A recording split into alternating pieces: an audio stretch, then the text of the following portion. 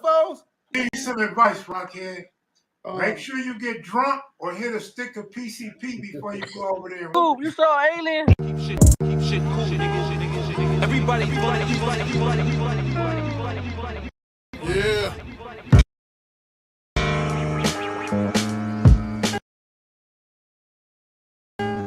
Light your blunts, get your drinks.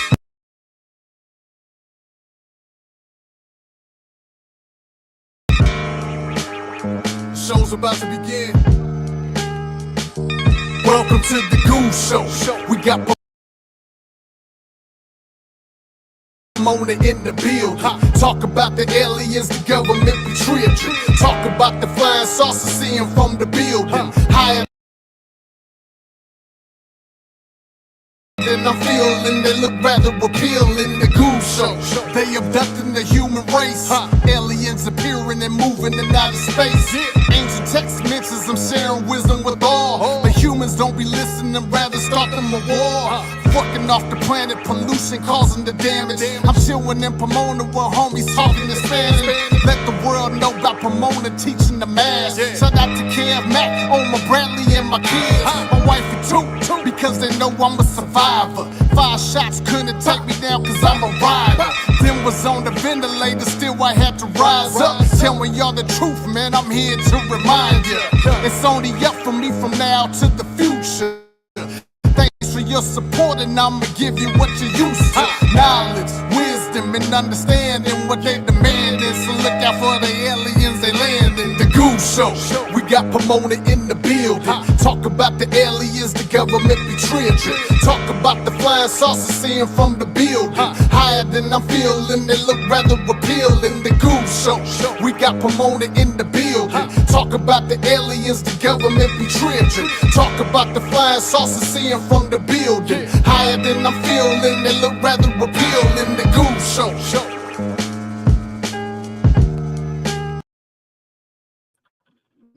Shout out to my intro. Doing a little skipping. I don't know what the hell is going on. Shout out to Dre Too Much, Clip Guy. Stay true. Appreciate y'all stopping through. The question on my thumbnail, are aliens real? Well, if not, where do we get our advanced technology from? You know, I stay in my lane. This is what I do. I like to do. My nigga, the 2 people that I put in my hashtags at the beginning, Trap Field, Flicks TV, Kev Mac videos.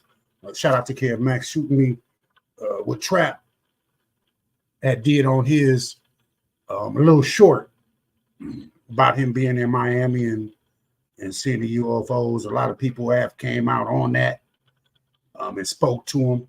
Patrick Deer Bros, what's up with y'all? You know what I'm saying? Like I said, let me give a little shout out real quick to those that's in it. Dre Too Much, Stay True, and Patrick DeBro, Ambrose. Appreciate y'all stopping through. First ones up in here. What I'm gonna do is Trap Flicks, man. I have been fucking with him a long time. I'm gonna put his link down in the description, as well as what's dude's name? Muhammad 68. Because I'm using their videos tonight. You know, I want people to understand I'm not religious. I'm not a Muslim. I'm not a Catholic. I was Catholic, went to Catholic school, all that, but I don't believe in the religious aspect. The reason that I'm using this video here and their videos is because NOI, Louis Farrakhan and whatnot, spoke about the mother plane. You know, Trap Flicks, I didn't even know. If y'all don't know him by that name, is JT the Bigger Figure. That's from San Francisco. A lot of his lives have been about UFOs, and I didn't know that. When he was going back and forth from Africa, I didn't know that he was into the UFO thing. I had seen him maybe a year ago that he was on that type of platform as far as speaking on that, other than he talks about his businesses and what he's done in his rap career and whatnot from Northern California. I didn't really know too much about it. I didn't know anything about his raps or anything like that. What I'm using his short that he put up or his live that he put up was some interesting things, because I've said a lot of what he and Louis Farrakhan have said, you know, my beliefs in the mother plane, that they are going to show themselves to us, you know, and you know, the more and more people come out and put it on their platform, it won't seem as though people are crazy. What I do with my platform is I'm just giving my intelligent views on something that I believe in. It's not for everybody. My platform is not for everybody, because a lot of motherfuckers say, hey, oh, you used to smoke wet or you used to do this. That's why you believe in that shit. But that doesn't make any sense, because a lot of beliefs that others have, I don't say that because you believe in this or that, you have to use something to believe in that. Everybody has their own beliefs.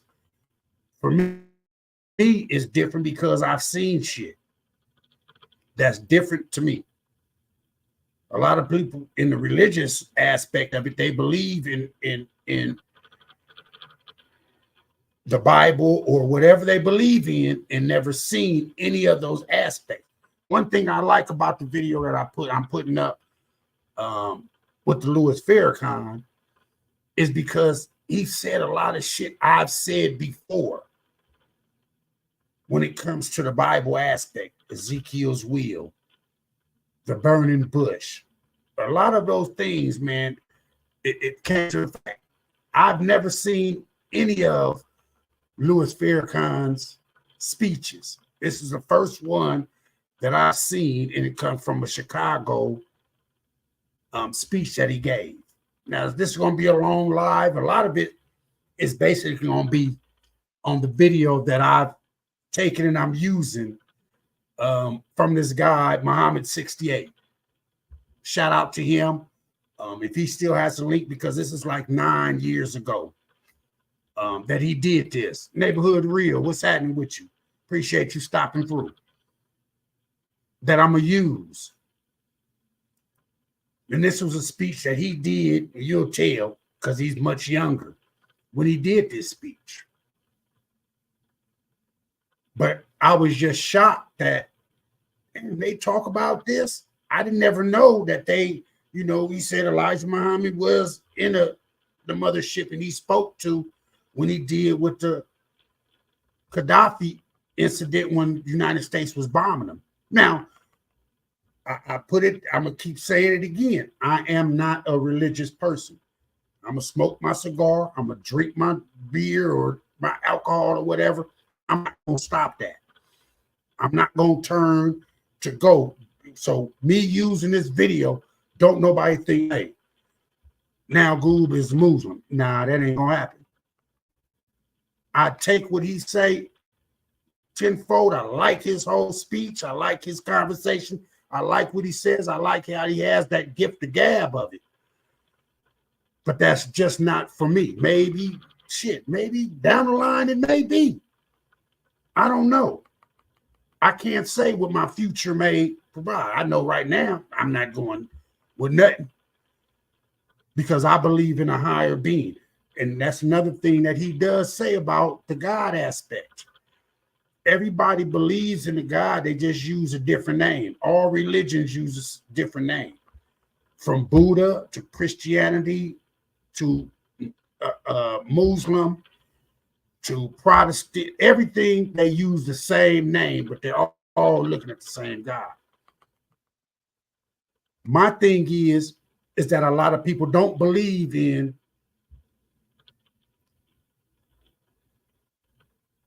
that UFO or higher being aspect could be something different that we don't know. Their technology, and that's what I put in my thing. If their aliens haven't come in, came here, where did we get our technology from? How is our technology so fast in advancement? And I've said this multiple times on on my different lives when I do this here UFO shit. This is what I love to do. This is my calling. This is my awakening to others. Whether they believe it or not, I'm not looking for those that rather look for bullshit. Whether look for that going back and forth. I'm not going to do that on my platform. I don't want to do that. I can have a discussion. If you don't believe what I believe, that's fine. We can have a discussion on that. I may not believe everything that you believe in, but there can't be an argument about that. A lot of what was happening on here to gain views and to gain likes and to gain social media status on this shit nowadays is us going against us. We don't see a whole lot of niggas, I'm gonna say niggas going back and forth with motherfucking white folks. We don't see a whole bunch of niggas going, you might say it, black and Mexicans going, that shit's on the streets. On this YouTube shit, nah, it's us. We going back and forth with each other. Me, I just want to get that word out so that when you do see it, you say, damn, nigga, that nigga Goob did say that shit. Just like I look for different platforms that also talk about the same thing that I talk about. Even though I fuck with a whole lot of other platforms, I go on a whole lot of platforms that, hey, they are going back and forth with each other. But if I'm cool with that person, bro, I'm still shout out your platform. I'm still say what's happening. Shout out to the platform and the chat. I'm gonna do that because I still fuck with you no matter what you do and how you do your business. My business is not for me to do that. That's just not for me.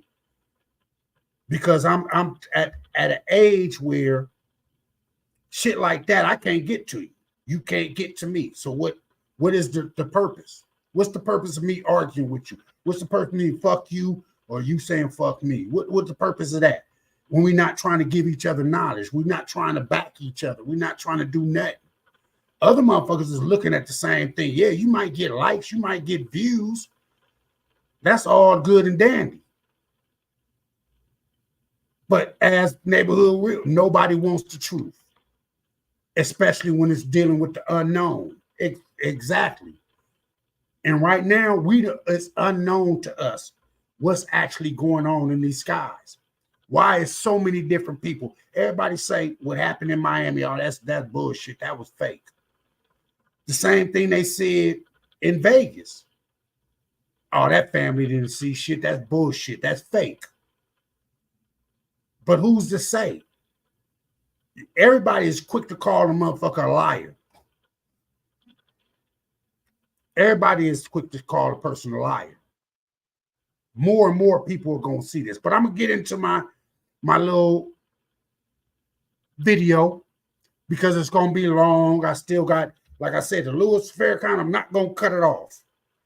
That shit is about an hour and a half of him talking. This first video is by JT, the bigger figure out of Frisco, Fillmore. He also has his website or platform is Trapflix TV. I got this video from there. Let's check this out.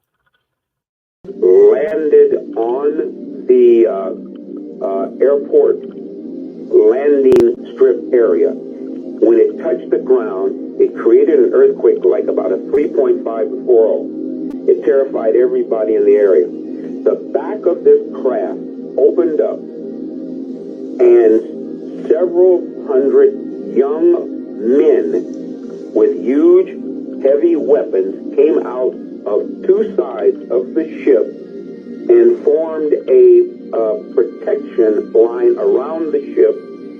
And the people at that Air Force base, the commander had a meeting with the individuals that were aboard this ship, and this particular race that landed those ships and that are seen in these huge cigar-shaped ships, they are a black race. They look like African Americans. They are a black race. They look like African Americans. Those people are the angels. They're up there. They know what you think. And before you can execute, they know it. These are the people from God. They were about 6'4", 6'5", these tight-fitting black leather outfits on, and the weapons that they came out of the ships with, they were huge weapons. And if you've ever seen a race of people that were conquerors, that had never been conquered, they've got this look about them of arrogance. This is exactly what these extraterrestrials had, and they informed these people at this American Air Force base that not only were they from a militaristic society, but they had controlled a large portion of the galaxy that we live in. And this was the statement that Ronald Reagan was making to the United Nations when he said that if all the countries on the planet realized that there was a threat from outer space and from an alien civilization, we would all come together, but he was not allowed to make this statement. When we heard Elijah say these things, many of us believed, and some of us disbelieved.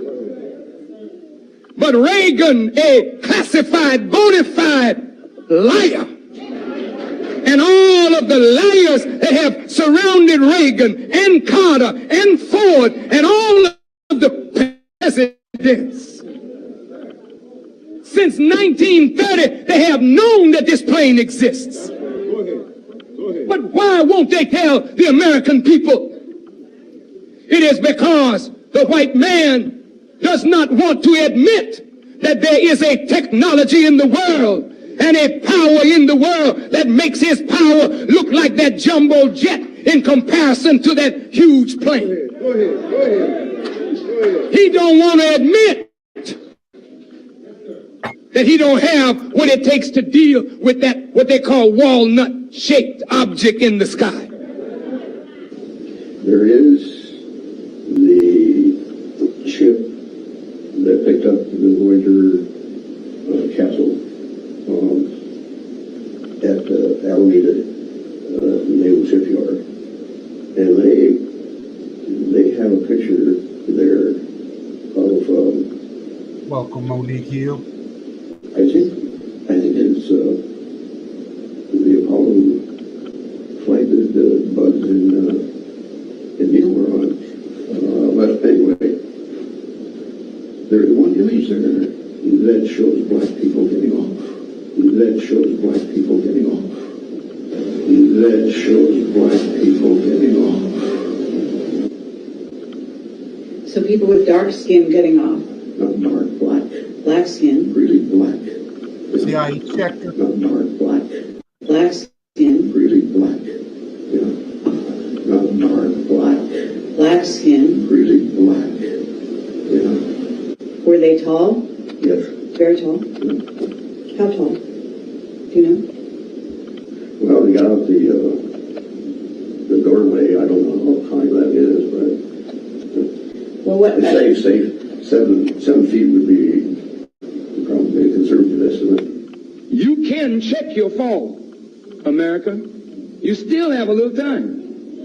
But you can't check it with weapons. And you can't check it by attacking me and calling me a nut.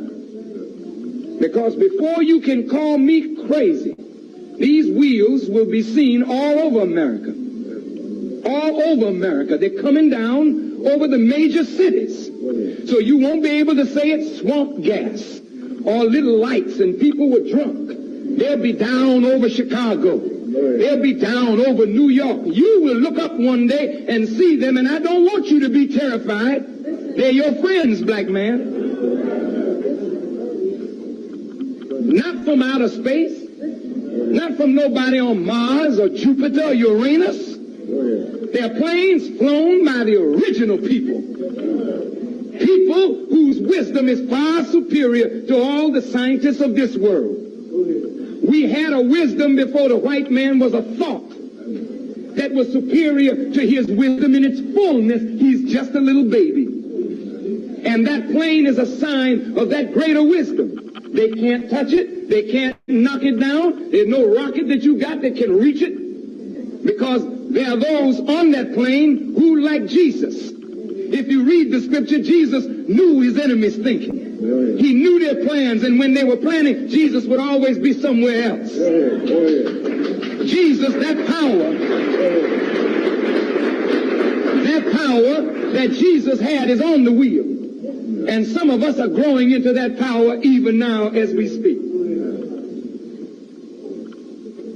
It's wonderful that God would choose a crazy, foolish people like us to manifest himself to the whole world, who has been talking about God, longing for God, looking for God, hoping for God, and never believed and would believe that God would manifest himself among a dead and foolish people like we. All praise is due to Allah. You see, I'm backed up by a God. I'm not a preacher that don't have backup. And as you call for your backup, I'll call for my backup. And you don't want to meet my backup.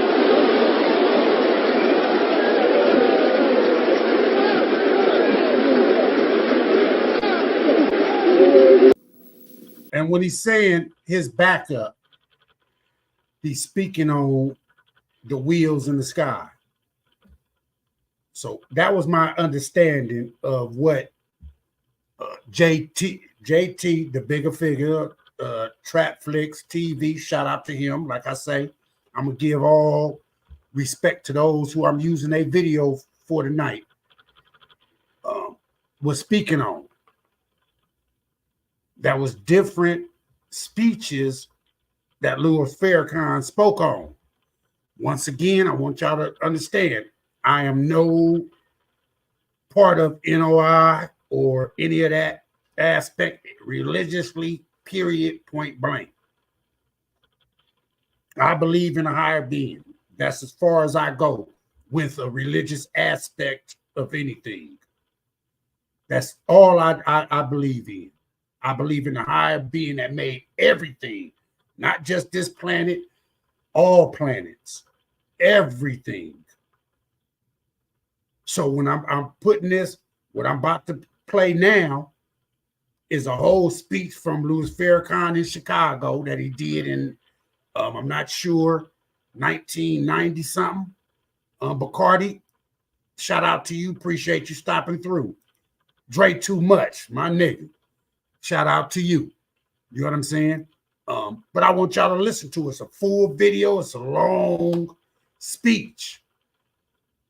And he says some things. He goes into different aspects of his beliefs on Muslim and all that. But you have to listen to the totality of what he's saying. And I had to listen to that myself before I even put this up. Because my aspect of putting it up was him talking about the mother plane. Everything else, I started getting knowledge, you know, like, damn, the nigga is saying some real shit. I never listened to him. This was basically the first time I heard a full speech from him, so I can understand why people will follow him, as black folks will follow him, because he says a lot of shit. He takes out that anti-Semitic parts of it that people always put on him. He kind of took that shit out of it because the way he talks about Jesus and Moses and Ezekiel. And I've spoken on Ezekiel in Ezekiel's wheel. And he speaks the same thing. He speaks about the same thing that I believe in. God is the same thing in all religions. We just call it a different name. So I'm gonna run this. It's a nice long one. At the end, I also, as usual, I have my videos of UFOs. Shout out to Muhammad 68. This is his video. I'll put this link down in the description. You can go check him out. Subscribe to his channel. Subscribe to Trapflix TV. You know what I'm saying? And let's get into this.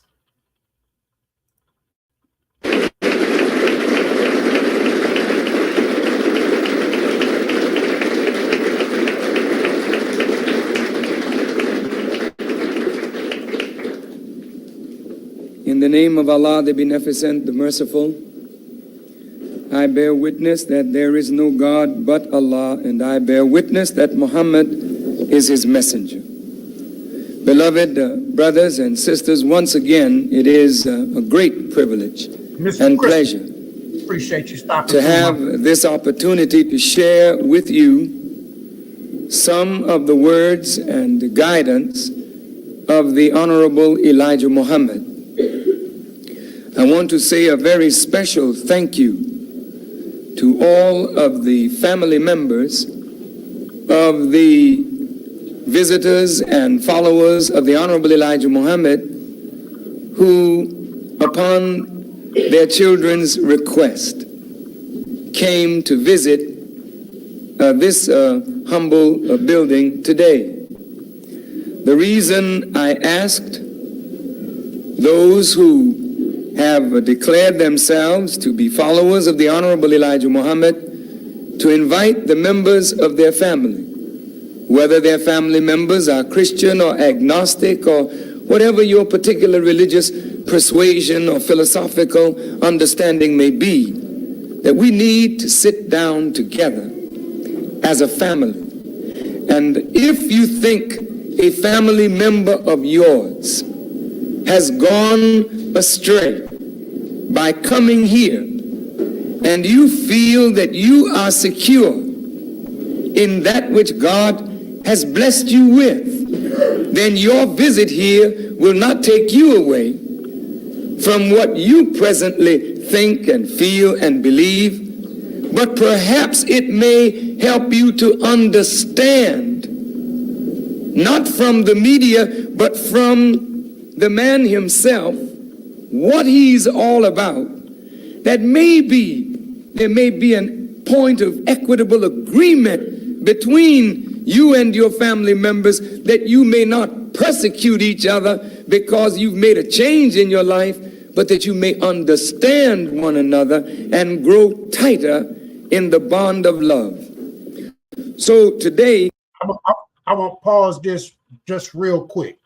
This goes out to some of the people, you know, if you have to look, if you're not in my chat now or you're not looking at the video live, this goes to some of the people that's going back and forth with other names. I'm not a religious motherfucker. Period, point blank. Maybe I'm a spiritual motherfucker because I believe in a higher being. But this is for the motherfuckers.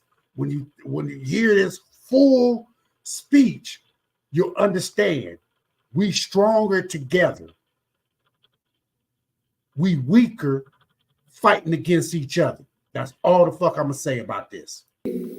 before I begin our subject, Kev Mack in the house. It came over the news on the closing day of the old year that a Japanese pilot flying a jumbo cargo jet plane from Tokyo over the Arctic, I believe, and he saw a strange light, small circular planes following his plane. They followed him for 400 miles, which meant that he had these strange objects in his view. for at least 50 minutes. At least. If he were going a little over 500 miles an hour, I would assume a jumbo jet that he had what he saw in view for approximately 50 minutes, which is a long time to look at something and for something to be looking at you. Now he noticed the silhouette of a very huge object. Now remember, he's in the sky. I would imagine that he was between 30 and 40,000 feet in the air, approximately 5 miles up. So whatever he saw 5 miles up, looking out of the window of his cockpit, was also up at a considerable height. Mind you, he said it was a very huge object that appeared to be the size of 2 aircraft carriers. Now, if you've ever seen an aircraft carrier, then you know an aircraft carrier is capable of having on board it up to 7,000 passengers, with, of course, a huge number of airplanes. But now this was not the size of one aircraft carrier. Seeing something that huge in the sky would frighten me, I'm sure. Frighten you too. But something the size of 2 aircraft carriers. And an aircraft carrier of the huge type could be over 300 yards long, 900 feet to 1,200 feet in length. Well, I can understand the pilot was shook. And for the first time, the FAA, the Federal Aeronautics, I think, Aviation Administration, said that they took note of this object on their radar screens. This man made a picture of it, and he put the jumbo jet near it to give you some idea of the relative size of this object that he saw in comparison to the huge jumbo jet, the biggest thing that white folks make. And the jumbo jet looked like it could fit in this other plane over 150 times. Now let us stop a moment. As black people, we are very suspicious of black people. And whenever a teacher arises from among our own ranks telling us something that you did not learn from white folks, we are automatically suspicious of that person, and we believe they have made it up. As much as black people have suffered. Pause that. Most of the motherfuckers that I when I do this, my live, most of the people are suspicious of me talking about UFOs. That's facts. I'm crazy. I done smoked wet. I done did a whole lot of things, but because I'm a black man saying it, another black man is suspicious of what the fuck I'm saying. I continue. and are still suffering. And as much as you go to church and talk about God and talk about Jesus and talk about Moses, you are very, very hypocritical in your praise of God and in your talk of the prophets. For evidently, deep down in your own being, you really don't believe that a man, Jesus, ever existed. And listen, I'm saying deep down in your being. I know what you say out of your mouth and what's in your conscious mind, but I want to show you your actions to show that underneath all your talk, you are absolutely a hypocrite under it.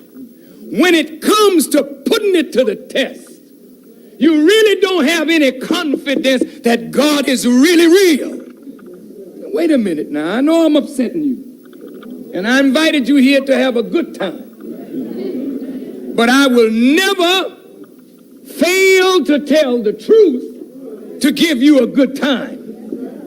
It is better that you be hurt and helped than to be soothed and hurt later. And there are too many preachers that preach to soothe you, never to really help you, because to help you is to hurt you because of your ignorance and your failure to respect yourself and to really love God as we should. I'm coming right back to something that I said, and I'm going to prove my point. You talk this God talk. You talk this Moses, Jesus, Abraham talk. But under you, there's disbelief. Well, how can you say that, Minister Farrakhan? You say you believe, listen, that Jehovah gave Moses to Israel. You say you believe that Moses stood up against Pharaoh and with the power of a rod given to him by Jehovah, he caused the Red Sea to open and part. And the children of Israel went through and established a new nation under the guidance of God. You say you believe that.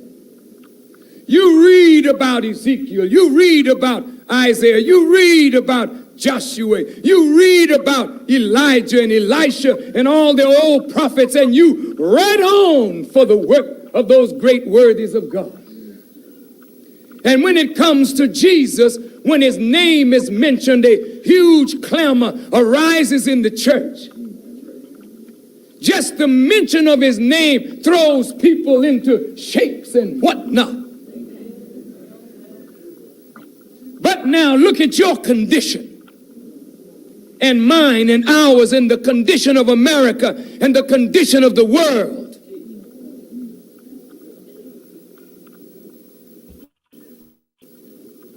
With all your love for God and love for Jesus and belief in the prophets, you are in need right now of deliverance. Talk back to me. You're poor, ragged, hungry, naked, out of doors, and oppressed. No jobs in an economy that is falling apart. Your homes are racked with division and hatred among family members, where children are killing each other, parents killing the children, and the children killing their parents. You are looking at your sons and your daughters, and the daughters and the sons are looking at their parents, snorting cocaine, spending valuable money, buying crack, saying you believe in God, but your hope is in the lottery. You believe in God, but give me the number and tell me your dream. You believe that God will make a way, but he'll make a way for you through something that he himself condemns, which is gambling. I want to reason with you. Your children look up and see mommy and daddy snorting coke, blowing reefer smoke in their faces. They see your condition degenerating from day to day or week to week, from month to month.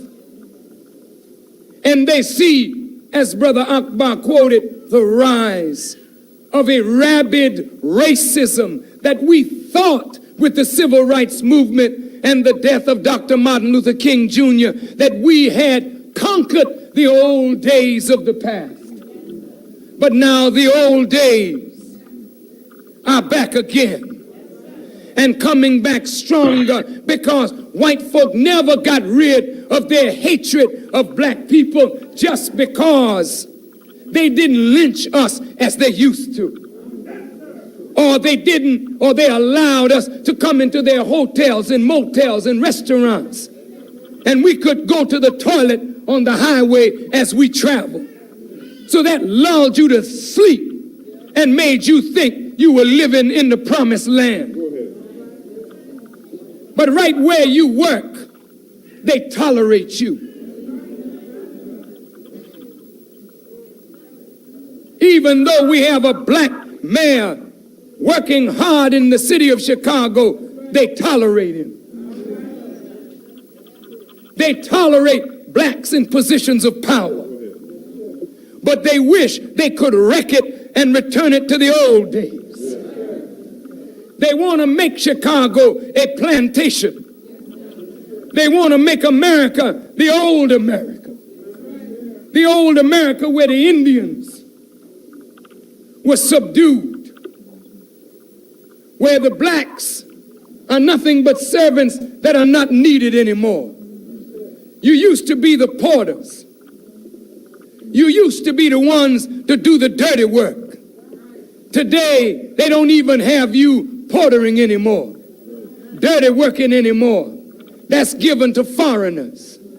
All you can do is be all you can be and join the armed forces. There's plenty of room there for you to send your sons and your daughters to fight for a country that has not given us justice one day since our fathers were in this country.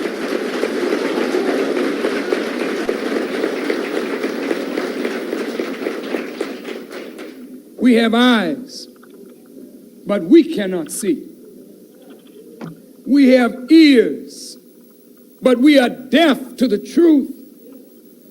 And our tongue, even when we know the truth, is stilled by fear of consequences. So we don't speak even what we know. We hush up our children when they seem to be bold and somewhat radical, not understanding that our children are from us, but not like us. They are born from your loins and from your womb to make a brighter day. But since you don't have the guidance to give them, to help them on the way to a brighter day, they're turning now to destruction. And you are looking at this with churches on every corner and a bar in the middle of every block. Where there's a church, there's a bar. Where there's a bar, there's drugs and dope and prostitution right next door to the church. The church has no effect except on those on the inside. And those on the inside are so holy now. They are so saved that they don't think about the unsaved. So they go to church every Sunday to sing some more, to moan some more, to holler and scream some more, and to give some more money. But they never try to bring other souls that need saving. So while you are hollering about being saved, your daughter is becoming a prostitute. Your son is becoming a drug addict. your nephew has become a homosexual. And all around you, your world is falling down. And all you can clamor is that God exists, but where is he? Where is he?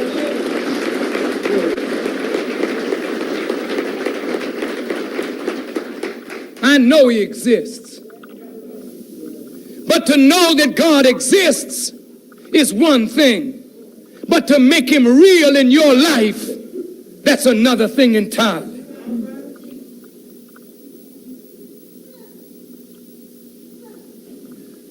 We need somebody.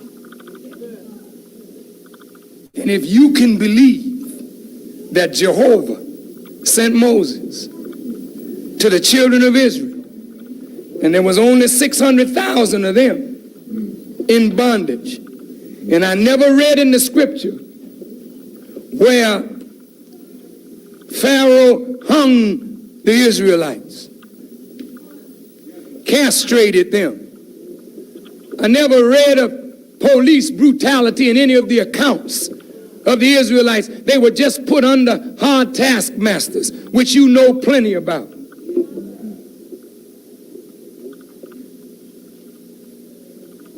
But you've suffered what the children of Israel have suffered, and then some. That's facts. If you ain't heard what he said or realized what the fuck he said, nigga, they don't say nothing about slavery. In Florida, they cutting out the acknowledgement that slavery even fucking existed. So I get where homie's saying. Like I said, nigga, I'm not NOI, I'm not religious, I'm not none of that shit. This nigga speaks some real truths. That's real facts. And if you listen to it long enough and quit leaving and coming back, nigga, listen what this nigga's saying. I'm using him because he talks about the mothership, the shit where we come from, where the ancestors that started this here shit. And there's not 600,000 of you. There's over 30 million of us growing every day, suffering every day, in need of deliverance every day. Now, if God sent a man to deliver Israel, is his arm too short that it can't save us today? But you believe that Moses came. But you don't believe that God has the power to raise one from your midst and empower him to deliver you as he raised and empowered Moses to deliver Israel? Or do you think that's old poppycock stuff that we can look back on, but that will never happen today? If you got on... Let me stop that. If you didn't catch what he said, he's saying, if y'all can believe that God sent Moses to save the Israel, the Jews, why God couldn't send somebody to save our asses out of slavery and whatnot, everything. The shit in totality is some crazy shit. Listen to it. I'm just speaking, cutting it off, shortening it up so they don't fucking strike me for playing this shit in totality, because it's a long ass video. Eyes and you can't see, yet you're in the church. You got ears and you can't hear. You got a tongue, but you won't speak. You got a hand, but your hands are withered. They don't do no work for your black self. You got feet, but they won't walk. You got paralysis, and you lay and you sit at the rich man's gate like Lazarus, begging for the crumbs that fall from the rich man's table. But Lazarus met a Jesus. Who have you met?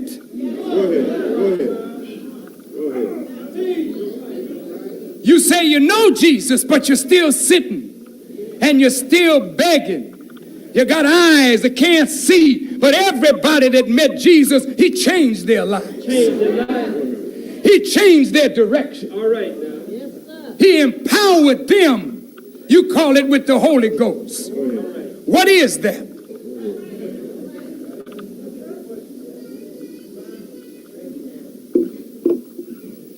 Is the Holy Ghost that comes over you only in church? Causing you to holler and foam and run up and down the aisle? Is that the Holy Ghost? Talk back to me. When did you find Jesus frothing at the mouth and running up and down the shore of Galilee talking about, I got it, I got it, I got it? We know Jesus had it by what he did with what he had. What do you have and what are you doing with what you have?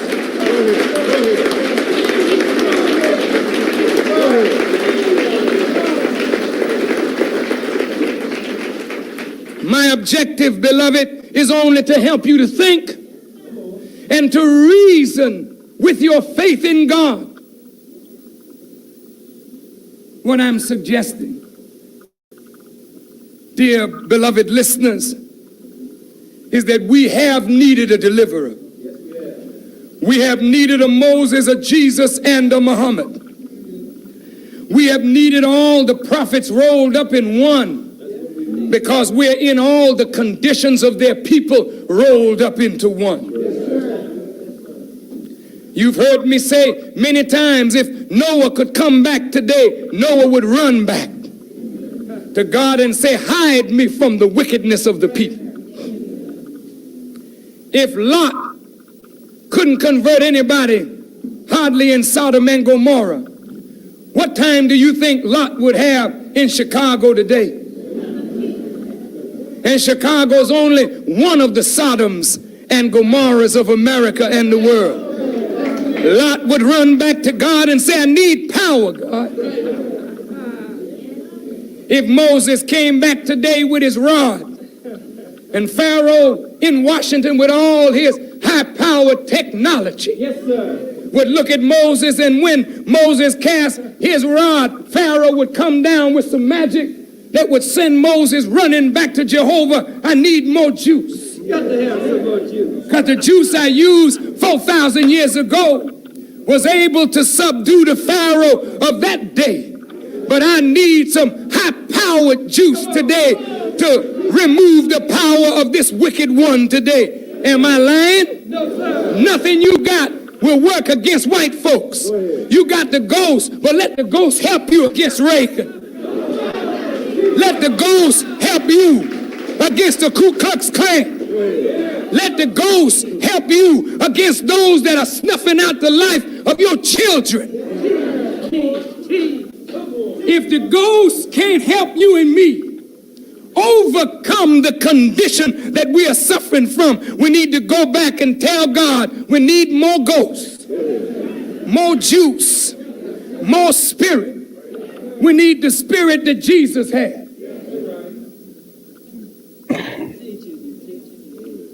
Ain't even got to my subject. That's what hurts. I'm just opening up. But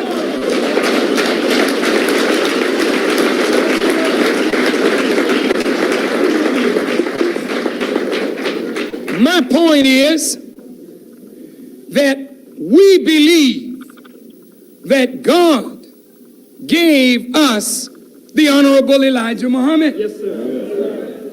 As he gave Moses, as he gave Daniel and Ezekiel and Noah and Lot, he gave us a man with guidance and power over the power of Reagan and Pharaoh. And that man, Elijah, frightened you to death. But everyone that came near him, he changed our lives and made us better men and better women. And you saw this with your eyes, but you disbelieved. Our own parents, when we came home and threw down the alcohol, threw down the drugs, stopped abusing you as our own mother, and started honoring you as our father, and became industrious, it was our own parents who said to us, I'd rather see you drunk than down there with those Muslims.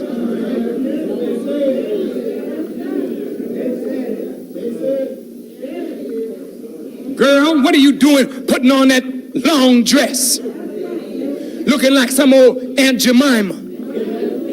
I'd rather see you dead than in a long dress. But you love your grandmother. Your grandmother didn't wear no dress above her knees. And you said, well, that was yesterday. Yeah, but the morals of yesterday was much better than they are today. Would you not agree? Your grandmother that rocked you by her knee, whose hands held you and comforted you, that was a good grandmother. But she had high-top shoes and long dress, and a man couldn't even see her ankles unless it was her husband. But today a man can see everything and don't even have to be your friend.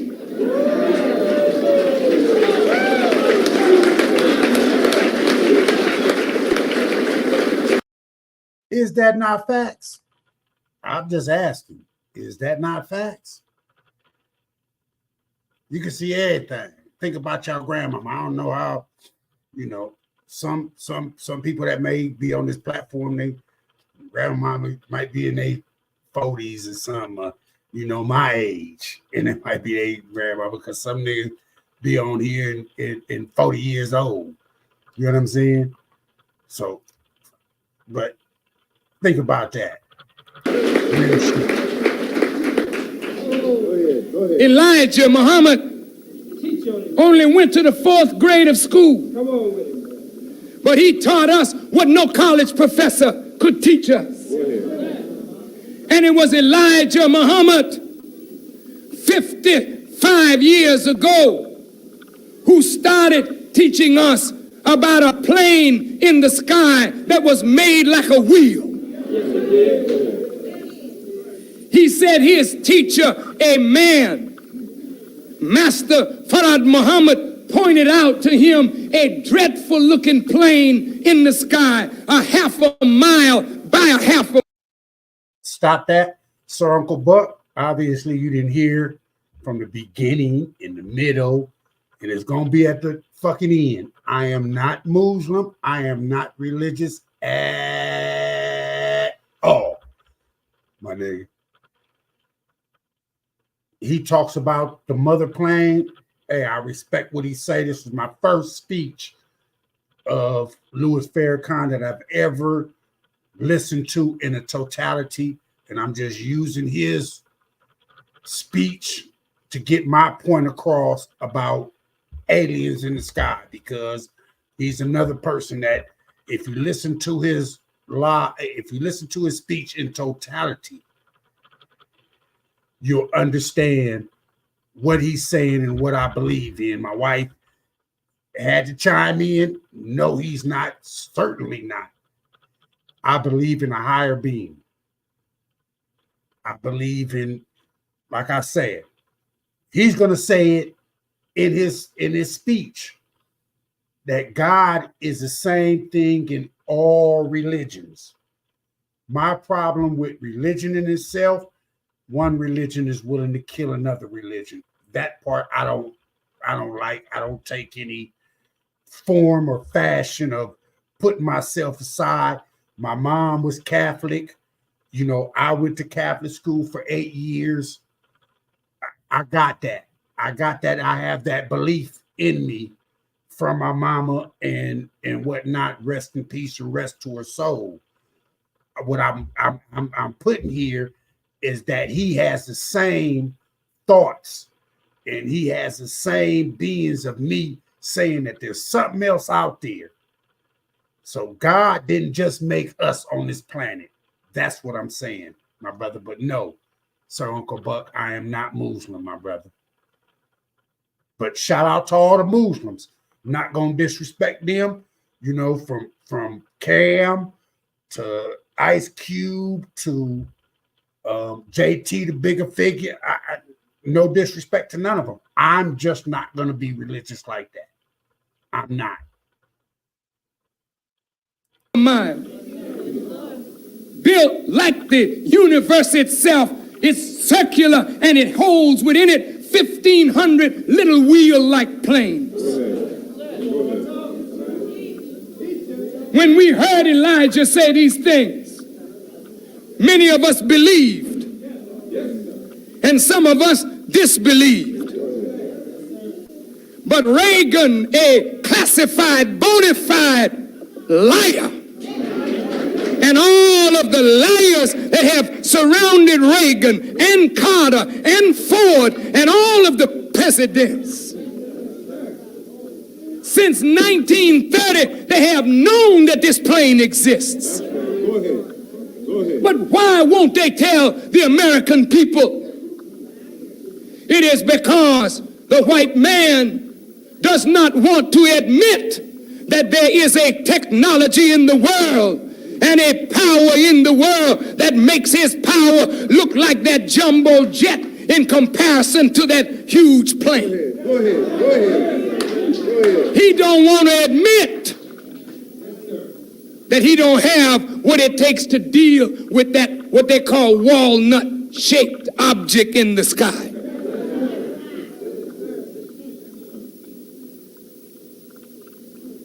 Elijah Muhammad said to us that Ezekiel envisioned this.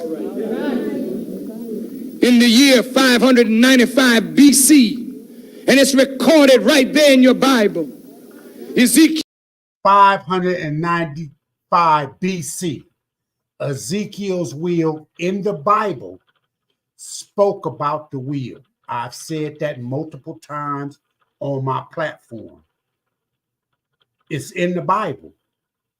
They talk about the shit. That there's been shit up in that sky since then, and they wrote it in the Bible. But anytime I talk to anybody that reads the Bible, they exclude that as being, he was just speaking metaphorically. Do they say that?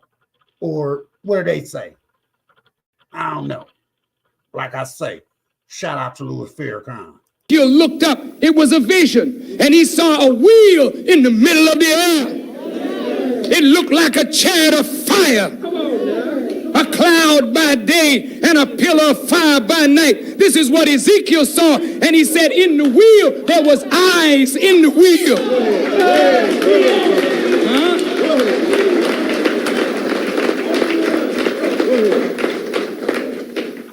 When Elijah Muhammad left the scene, I didn't say died, I said left the scene. Because only finite beings die. Yes, sir. But divine men never die, because that which they lived for is eternal, and the word that they teach is gone beyond their physical frame. Go ahead. That's why Jesus lives, and Moses lives, and Abraham lives, and the righteous live. It is only the wicked who die. Go ahead. So when Elijah Muhammad left us, it was said that his teaching of a mother plane was a joke. It was false. It had other meanings. And it was explained away. The very heart of his teaching was ripped out, because the heart of his teaching was and is that America's end as a power in the world has come, and that the Lord, mighty in power, is here judging America now. She's coming down, not going up. I know you don't want to hear this.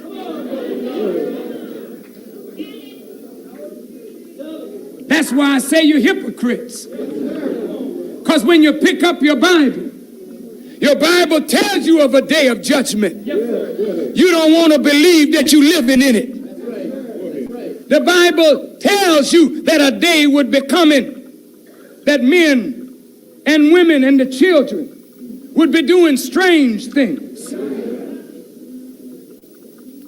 The Bible tells you that nation would rise against nation and kingdom against kingdom, and there would be earthquakes and famine and pestilence. You talk about listening to the news, and the white boy that is your favorite meteorologist that you put confidence in, when he tells you it's going to rain, you get your raincoat. Because that white man know what he's talking about. But the white boy don't know how to predict no weather today. When he said one thing, another thing happens. Because another power is on scene today. And he can't read that power.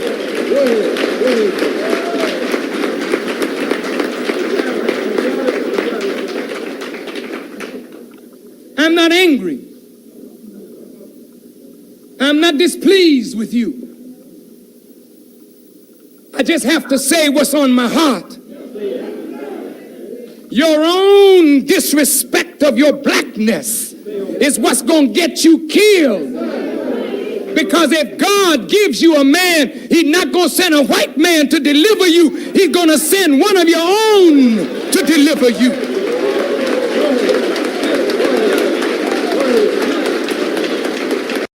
Pause. My wife put this up. Didn't you say that you don't believe in what man put in the Bible? Yes, dear, I've said that a long time. But also, you must understand, I said that all men that put in the Bible is not believable from the beginning. When it comes to Ezekiel's wheel, when it comes to the burning bush, when it comes to certain aspects of the Bible, I believe in some of the shit that they have because it was a king that wrote the Bible. So he was able to put what he wanted to and exclude what they didn't like in the Bible. Because if that's the case, they wouldn't have cut out the books of I can't think of his name, that's not in the Bible. They didn't put the books of the sea scrolls that they found in those caves. They didn't put those in the Bible. So there's a lot they didn't put in the Bible and some that they did put in the Bible. Ezekiel's wheel, Jacob's ladder, the burning bush, all that have to do with UFOs. They just put it into because they believe that humans would believe that those facts would be construed and they can make them into their own aspects. So, yes, I'm picking and choosing, dear.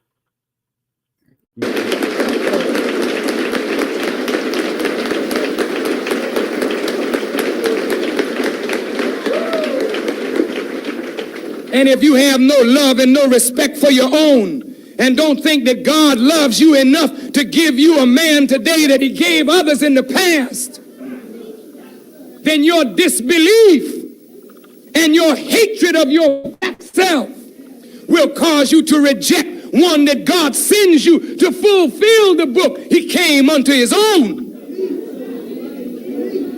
but his own received him not. And the light shined in the darkness, but your hatred of yourself and your people and your disrespect and your distrust of yourself and your people was so strong that when the light shined, even the darkness of your mind couldn't comprehend the power of the light that God had risen up among you. Please, Jesus, go ahead. So many Muslim children who heard of the Honorable Elijah Muhammad's teaching of the mother plane were frightened by it, and that fear kept them in the path until understanding could come. But when the talk of the judgment of America was made to look like a lie. That's what I was trying to get at. The book of Enoch, they didn't put in the Bible.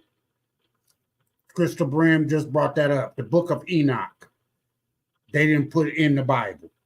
You know what I'm saying? He doesn't speak on that, but that's one book that they didn't put into it. Good one. Go ahead.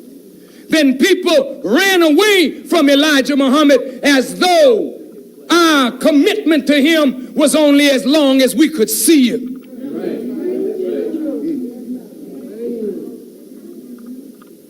That's the way they were when Moses was here.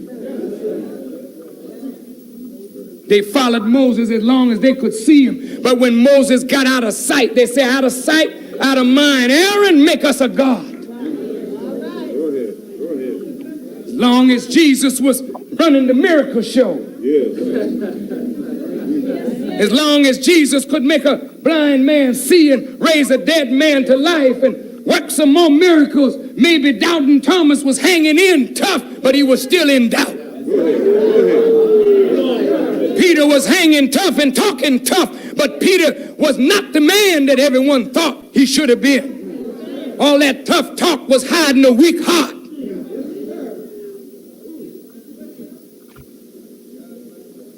So when the authorities came down on Jesus, Peter ran. Thank you, stay true. When he saw him on the cross, he said, well, suddenly we saw you by the river Galilee. We saw you take the barley loaves and the fish and feed the multitude. We saw you turn the water into wine. If you're God's son, get yourself down off this cross so I can believe in you again. I want to believe in you, Jesus. Your belief only means when the thing you believe in can show you what you want to see, what you need to see. But when they don't show you that, your belief goes. You like the whore. And as long as someone can show you the color of money, we can go to bed. But when your money run out, your pleasure run with it. You're a prostitutish kind of nation of people. You don't like my words, huh? Yes, sir. I don't give a damn.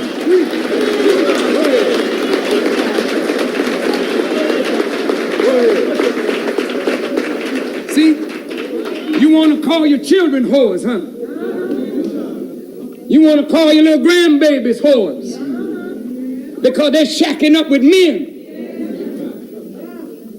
But you whoring too. But your whoring is a sanctified whoring.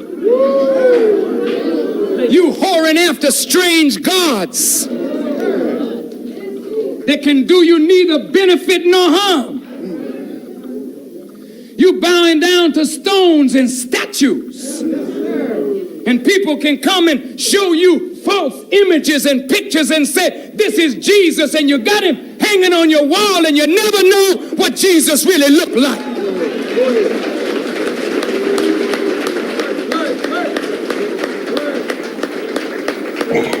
So one whore ought to know another one, huh? You get your mouth off your children and start remembering your whoring ways. Because every time God deliver you, that's when you know he's God. But after he gets you safely where you prayed to go, that's when you begin setting up other gods beside him. I want to talk to you and me and us. Elijah Muhammad, I'm filled up this morning. Go ahead. Go ahead. Because I was taken up on the wheel in a vision. September 1985. And I heard the voice of the Honorable Elijah Muhammad speaking to me from that wheel, on that wheel. And I described what I was shown. And his voice was as clear as my voice is to you, telling me what Reagan was about to do. And I went and revealed what he had shown me from the wheel, knowing that many of you would think I was crazy. But I don't care what you think.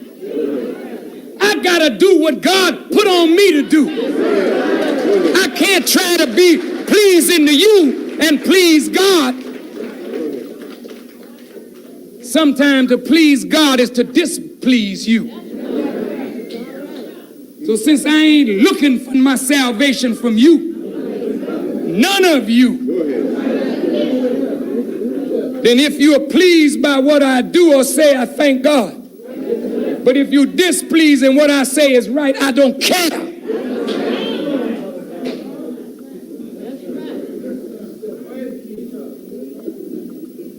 They want to paint me as some anti-Semitic devil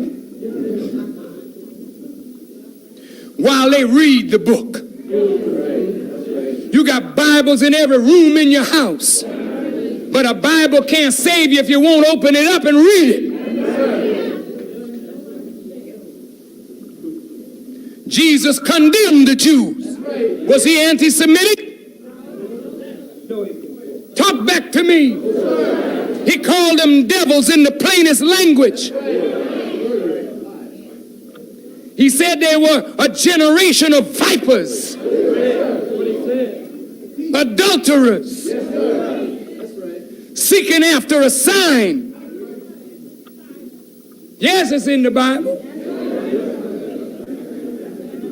But the thing is, when the Bible becomes real, and somebody jumps off the page of the Bible and start living it, that's when you get frightened. You don't mind reading the Bible in your bathroom or reading it under the bed somewhere.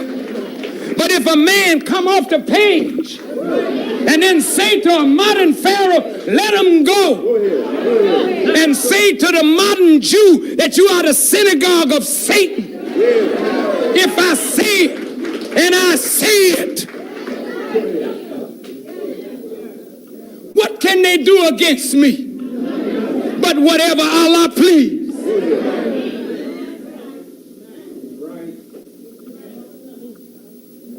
As the Jews instigated the Roman authorities against Jesus, they are instigating the fall of this government. And they are instigating the government to do something about me right away. I say, come on. I went to Libya and told Gaddafi what America was planning against him before it ever happened. That's right. I told him what they were going to bomb because it was shown to me. And I told him I got it from a wheel-like object. They don't want to tell you, but when the bombing started the first time, they looked up above and there was a bright, shining object over the Mediterranean that interfered with the communications on that highly sophisticated aircraft carrier. They had to send it back to Florida for repairs. They're not telling you this.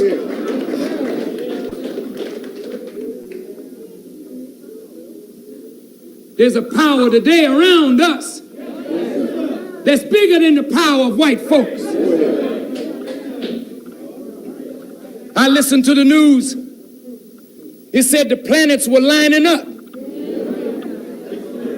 I said, that's strange.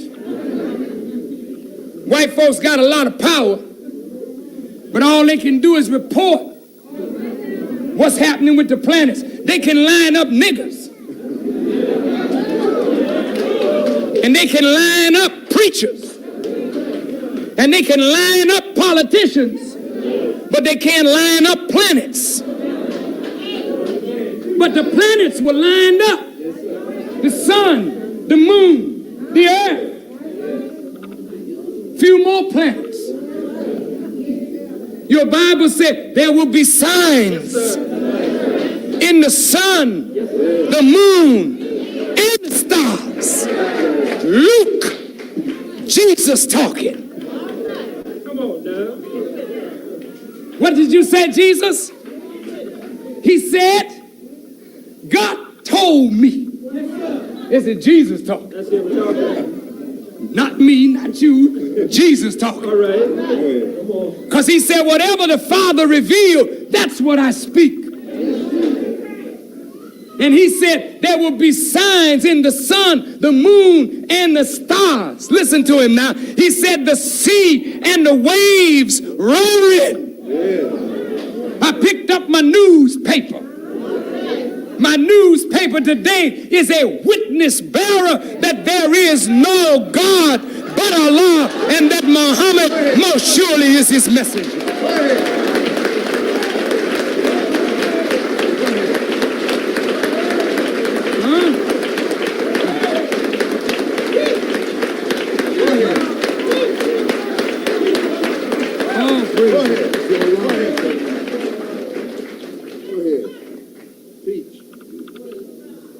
I read the newspaper and I say, you laughed at Elijah.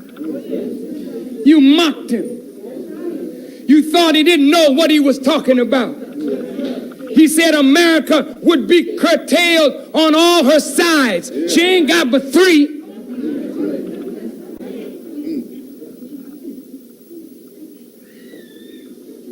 The Atlantic, the Pacific, and the Gulf of Mexico. And if you go there and look, houses, the beach is eroding. People that you envied yesterday that bought property on the beach, built their homes almost in the water. Now their homes are gone. And they're gone too. And over a 6-state area, they were told, move inland quick. Because the sea and the waves are roaring. What you roaring about? It said men's hearts failing them with fear for what they see coming upon the earth. Read it and weep, Reagan. Read it and weep, you infidel. Read it and weep, you demons. Your end is in sight. For Elijah Muhammad told us what that plane was to do and what death and destruction as well as life was carried on that plane. It's getting closer, Reagan. What you gonna do when it shows up over Washington? You can't shoot it out of the sky. You ain't got nothing. I understand why you want a Star Wars initiative. I know why you want to build a space station. You think that you will be able to get up there and do a little damage, you fool. You are just like the damn fools that fought against God in the past and thought they could win, but God never loses. And he didn't come here today to lose. That's why today he don't think 2 cents of you. He won't even whip you himself. He'll raise one from the ranks of those that you have destroyed and then give him power and dominion and make him Christ and make him Lord and make him master.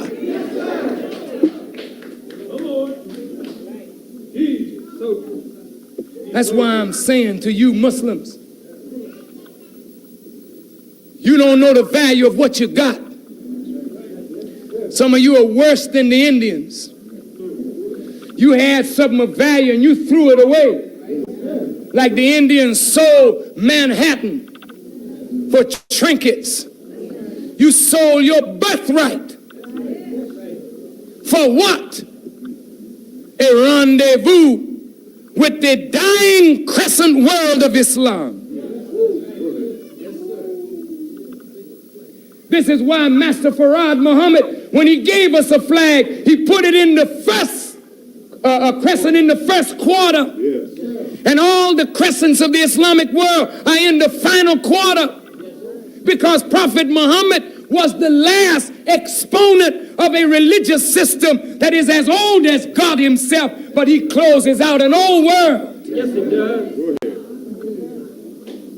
And there's a man named Jesus and Christ and a new Muhammad that is to come and usher in a brand new world order. But that order cannot come in until this one is destroyed and taken out of power. And the power to destroy it is already present. That's what I'm telling you. Your children that come here, they're not crazy. Your family members that come here, they're not crazy. And if I could sit down and talk with all of you gainsayers one-on-one, I don't care how much degree you have, you can't defeat what I have.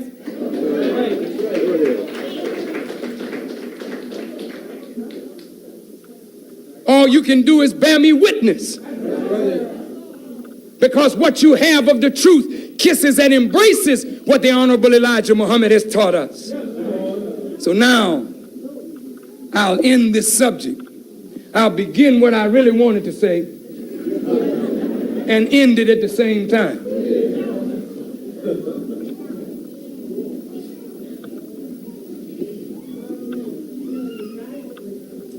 Fear and dislike of yourself has caused us to reject God's man that came among us. He couldn't be the equal of any of the former prophets, yet he's dealing with a problem that none of the former prophets, including Prophet Muhammad, could handle. You are that problem, black man and woman. There never was a people at any time, any place on this earth that were in a worse condition than white power has rendered you in the time of the judgment of the world. And if the world were to be destroyed, you would be destroyed with the world because of your ignorance and your love of your enemies.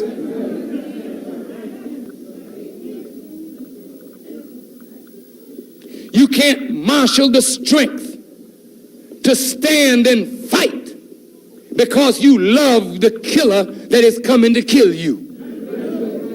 And you love him in the name of Jesus when Jesus didn't love him himself.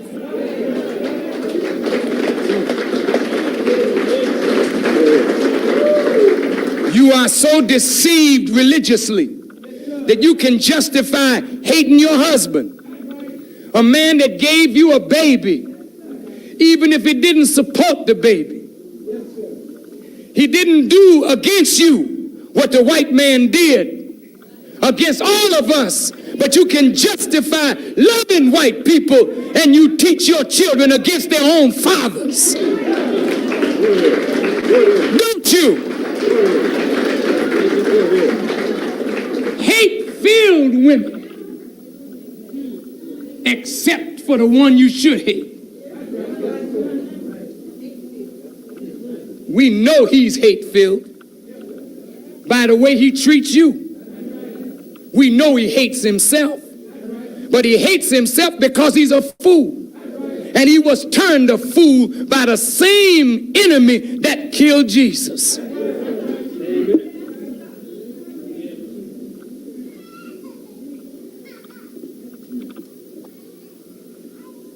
Now, I'll calm down a minute. You know what hurts me? Is because I know from the Honorable Elijah Muhammad what will benefit you.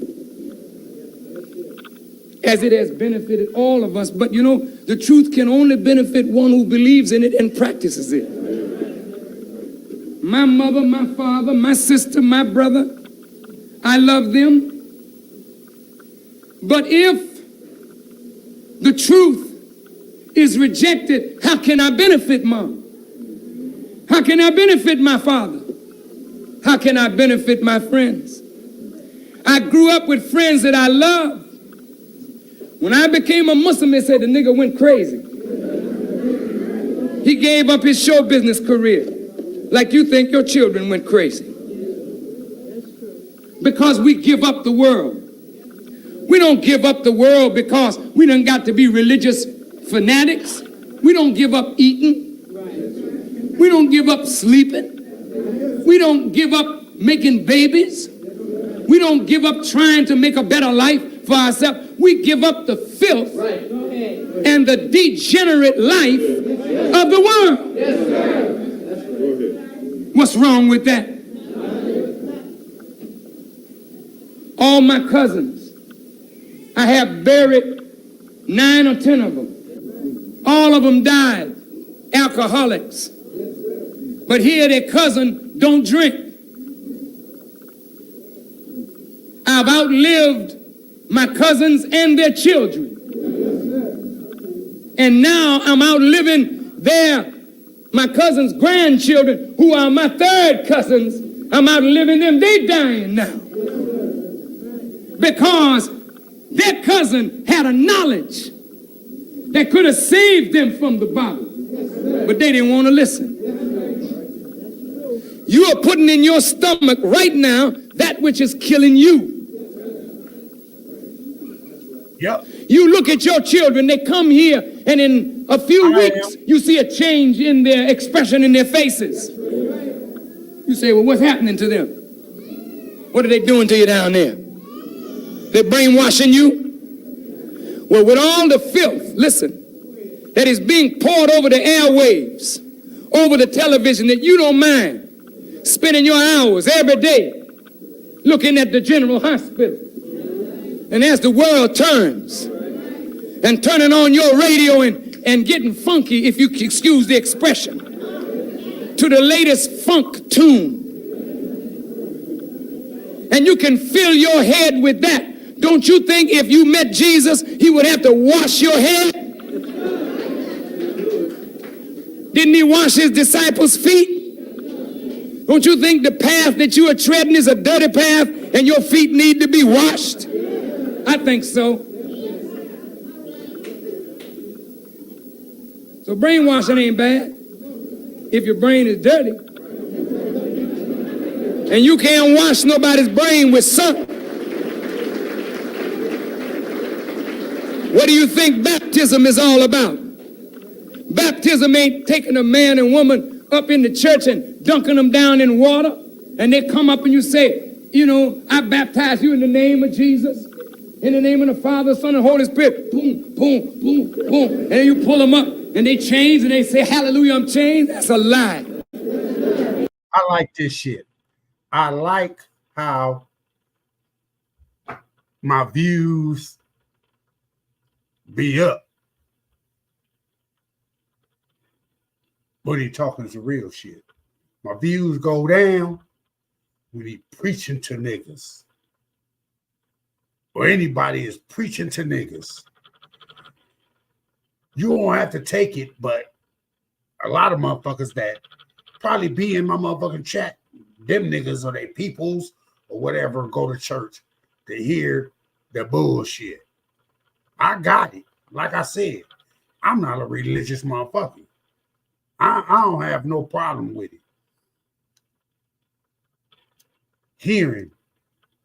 But to hear a nigga talking that good shit about something more believable on the top, I'll listen a little bit. I got that. That's why I'm running this bitch until he runs the fuck out. Until he talks his shit. And he talks his shit for almost 2 hours.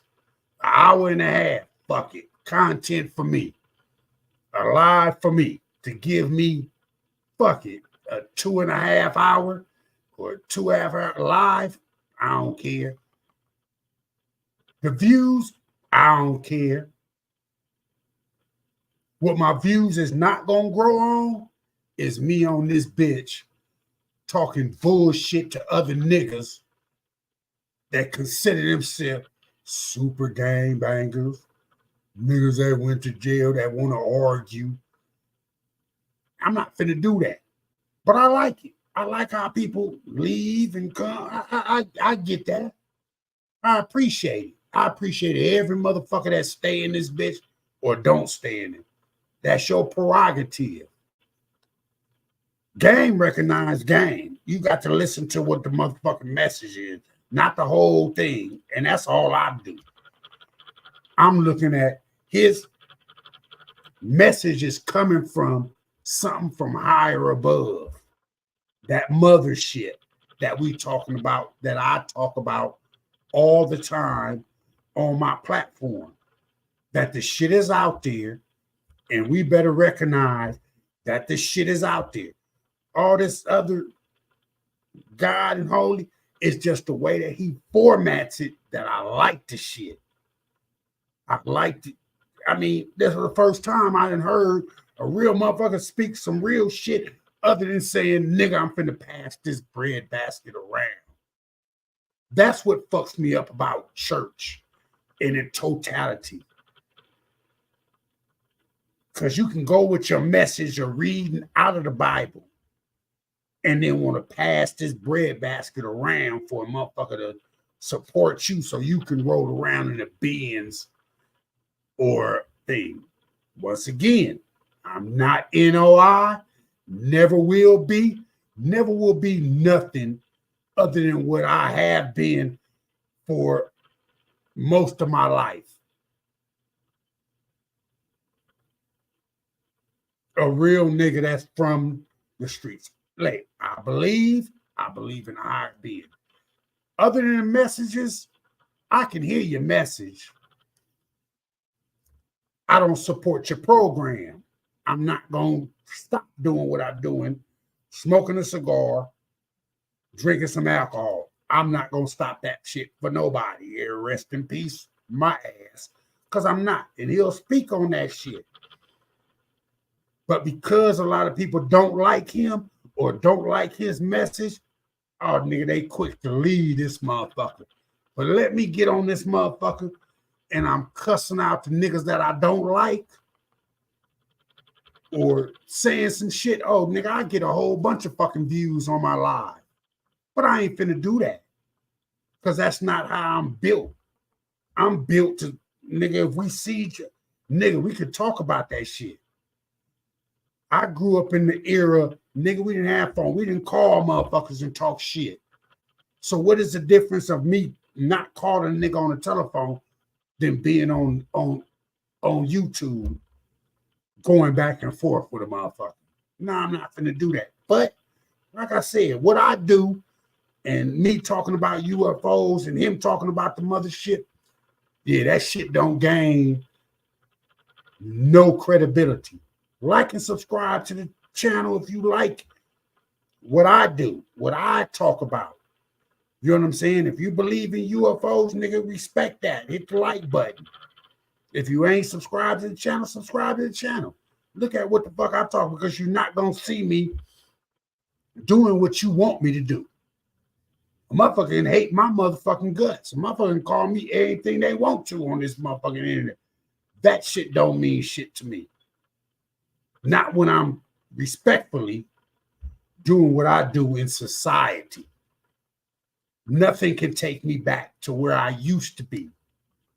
I can get ignorant, but why get ignorant nowadays? But that's what social media breeds to get likes. Talk about and air out everybody's motherfucking flaws. And nigga, you get your shit. I'm not finna do that, bro. But I appreciate those that come in and leave and do all that. You don't want to hear what the fuck you got to say. Fine and dandy. Nigga, I'm finna run this for another hour. You know what I'm saying? For sure. And you know you the same old Negro after baptism that you were before baptism. In fact, maybe you worse.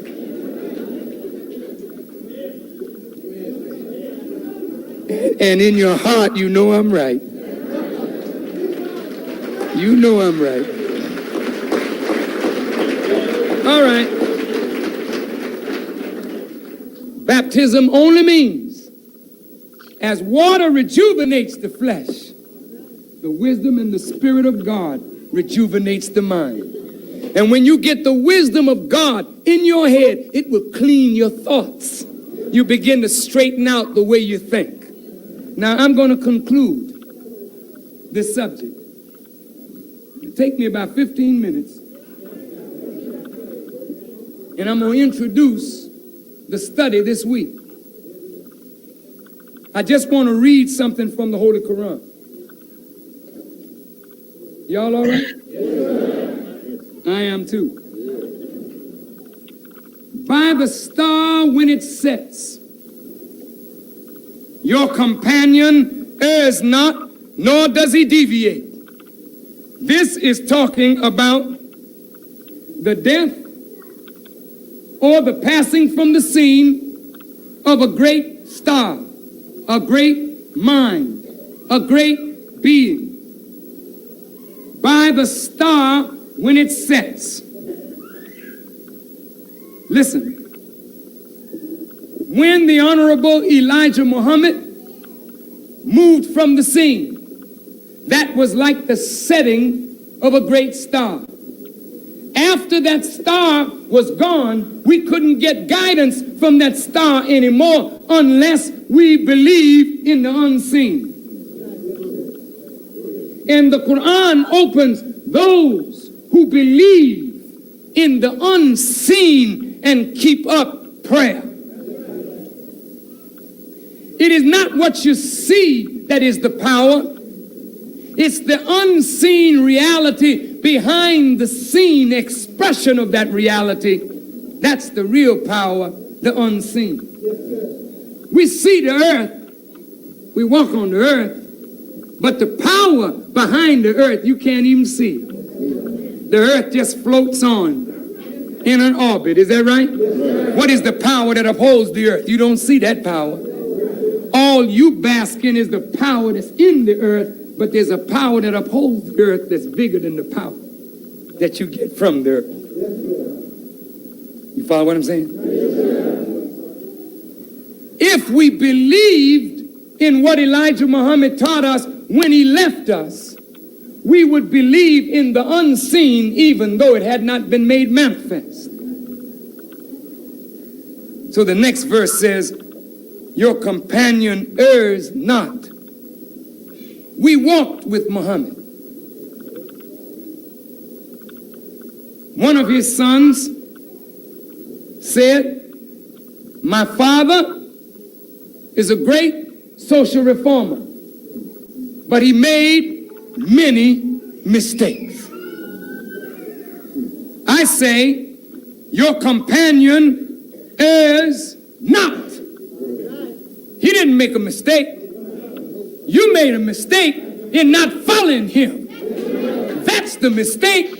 And ever since you made that mistake, your behind been tumbling into hell.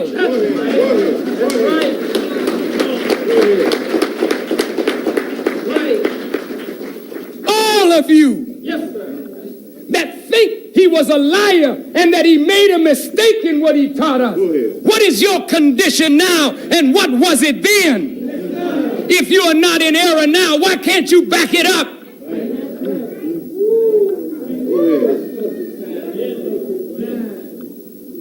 The whole world was against us yesterday, but when he was here and we were solid with him, we overcame the world because greater was the power that was in us than the power that was in the world. But you are overcome by the world today. Drunkards and thieves and drug addicts and liars and whoremongers, all of this after the star set. Your companion errs not, nor does he deviate. It's just that we didn't understand. He didn't speak out of desire. It is naught but revelation that is revealed. One mighty in power has taught him.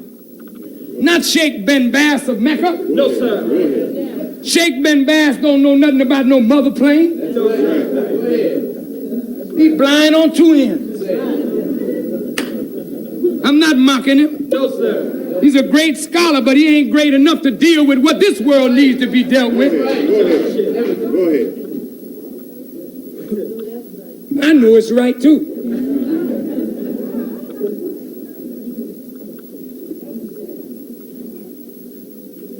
Who in America, who in the world was teaching about this unidentified flying objects 55 years ago? Nobody. But a man taught it and stuck by it, and here come now the revelation that it's real.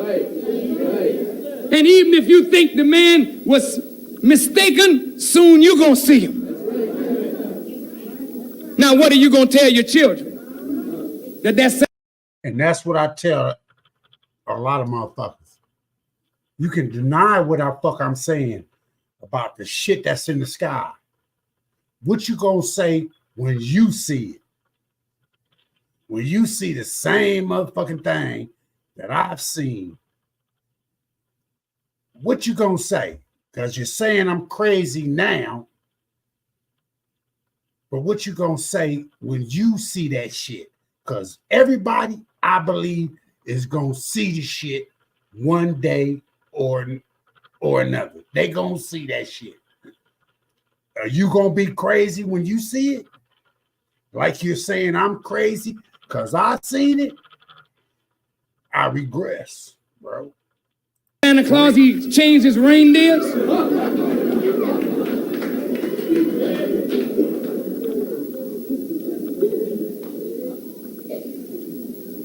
You can tell that kind of lie to your children in the name of Jesus. You should be ashamed of yourself. You should never lie. You should never tell your children this wicked thing that some fat white man or black man is bringing something down your chimney when you know it's you. Tell them the truth. And don't call it no little white lie done in the name of fun. Because when you deceive your children, they will one day grow up with that thought in their mind, and you have absolutely undermined their confidence in you as their parent. Don't do that. There is no lie worth the confidence of your children. Tell them the truth, and if you don't know the truth, be strong enough to say, sweetheart, I don't know, but I'll get the answer.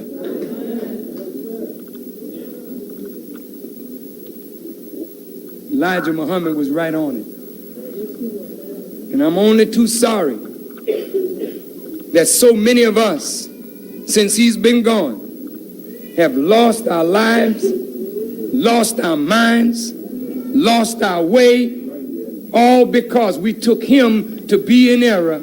And we find out now, later on, he was not in error. We were the ones in error to go away from him. And just as the Quran says, one day we will say, woe is me. And we will bite our fingers in intense regret, saying, would that I had taken away with the messenger, and would that this one that deceived me, the distance between him and me was the distance between the east and the west. I say you should get away from the liars and deceivers and fly to your God Allah and to his servant, the Honorable Elijah Muhammad. And now, as I conclude, my subject was supposed to have been the struggle for balance. And maybe that's the subject I needed today.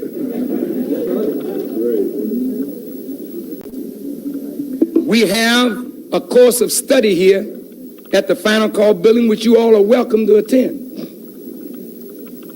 A struggle for balance. It's really called self-improvement, the basis for community development. We're not going to be nothing as a people until we take on the challenge of improving ourselves. Listen, please. You can go to church, you can read the Bible, you can do all of that, but you are not too old to improve yourself. And the moment you stop thinking in terms of improving yourself, you're already dead. Because death puts an end to the evolutionary journey in your physical realm toward God. The struggle for balance.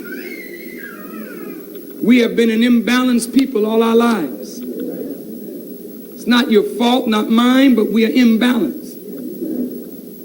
99% of us. And the other percent is even in worse shape. They don't even know it. But there's 100% imbalance among us as a people. Please listen. A doctorate degree doesn't give you balance. A A lawyer's degree does not give you balance. Sister, your professional career does not give you balance. In fact, these things are what you think will give you balance, and they increase your imbalance. Women and their bad trials with men and the hurt that they feel over our disrespect and mistreatment of them drives them in another direction. Well, I'm through with men. Or I don't need a man. I'll go on and get for myself. And the more you get for yourself, sisters, you got a job, you got money, you got a bank account, you got a car, you got a home, you got a fur coat, you got diamond ring, you got all the things that your man never gave you. You gave it to yourself, but you ain't happy.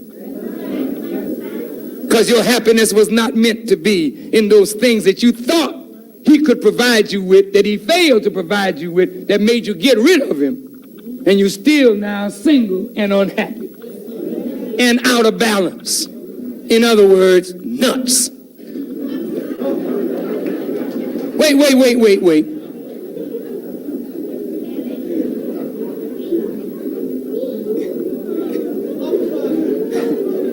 Did I say anything wrong? Wait, I know you don't think you crazy. I know. But if they would have put everybody that's imbalanced in the insane asylum, America and the world would be one giant cage. Some of us in less bad a shape than others. But if you watch our walk, listen to our talk, see our actions, we are imbalanced. Now follow what I'm saying. This is critical because I want you to go home with this thought in mind. And I want you to go home with this thought in mind that God has really blessed us with the Honorable Elijah Muhammad. And whether he's present or absent, we need to reflect on what the man taught. We need to know what the man taught, because in what he taught is our deliverance. Now look, as I send you out from this place today, I would love that you, along with me, go home and think about balance. Did you know that the earth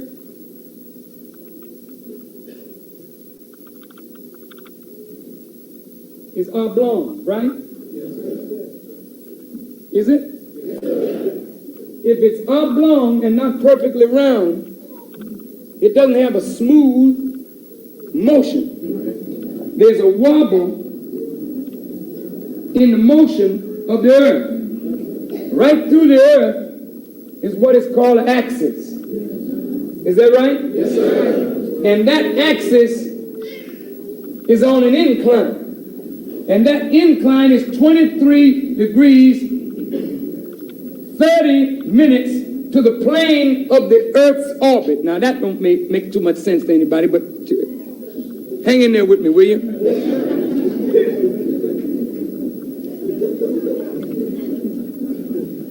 Now, anytime something wobbles, it has a crooked path.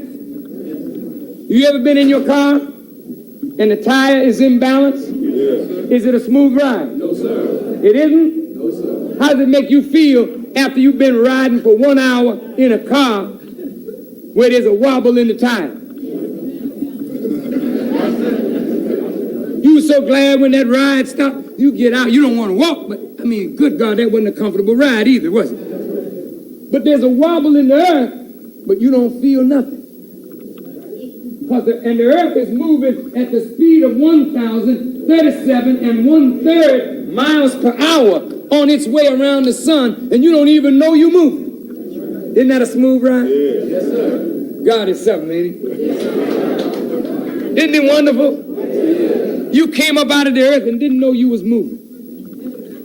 You walk on the earth, go to work every day, don't even realize you spinning at that terrific speed. You don't feel nothing because God has compensated for the wobble and the imbalance.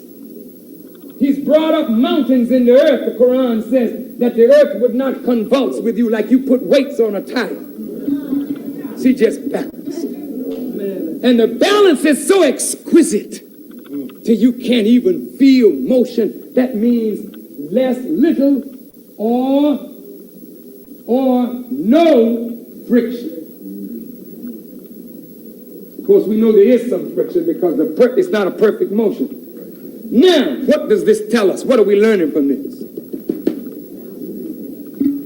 That the earth is perfectly balanced. Did you come up out of the earth? Who called you up out of the earth? God did. The same God that has given balance to this, where you live have your movement with little or no friction, that same God wishes to give us a life where there's very little or no friction, that as we move in life, we meet each other and there's not friction between us because there's justice and balance in our actions. Therefore, we are an exquisite creation moving through life just like the planets, exquisitely balanced. But that's not the case, is it? I bump into you. You bump into me. We bump into each other. As brothers and sisters, we fight each other. We hurt each other. We kill each other. Look at the races and how they relate to each other. No balance. What happened? What happened? Here it is in a nutshell. As the earth is on an incline, that's to tell us that there are certain natural inclinations in us as human beings. You are a woman, we are men. Are we naturally inclined to each other? Anything different is not natural. I know some of you say, oh no, I'm a man inside this female body. I just have a problem. Nobody understands me. Or I'm a woman inside this male body, I'm trapped.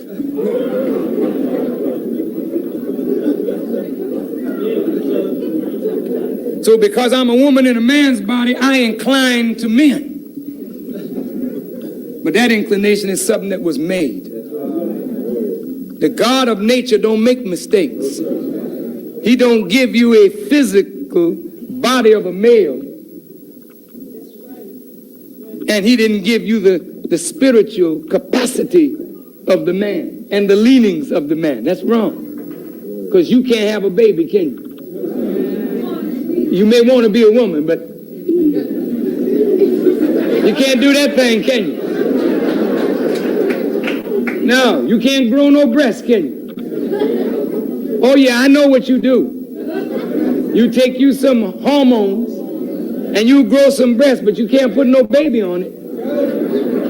That baby come away totally disenchanted.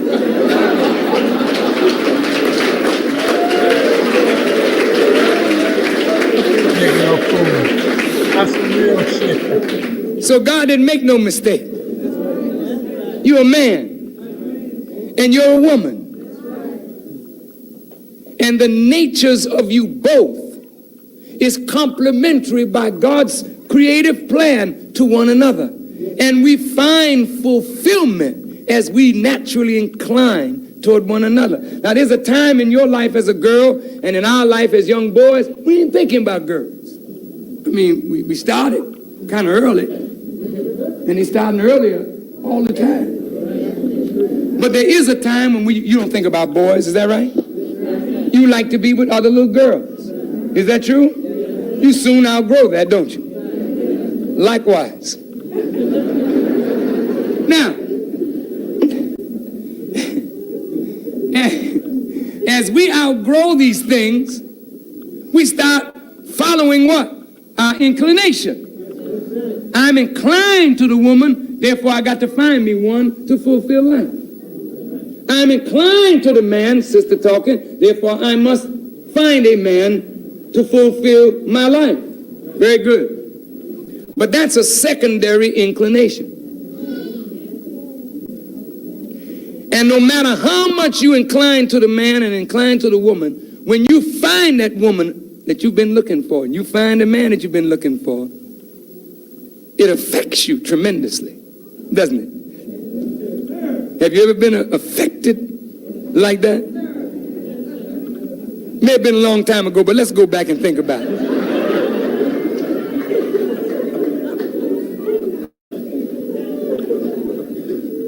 Let's go back now in time. Just a minute. You younger ones, if you've been hit by what they call the thunderbolt of love, you know what I mean? And you just in love. Love turns you on from the inside. Listen to me. You don't look the same. It's true. You don't tired look.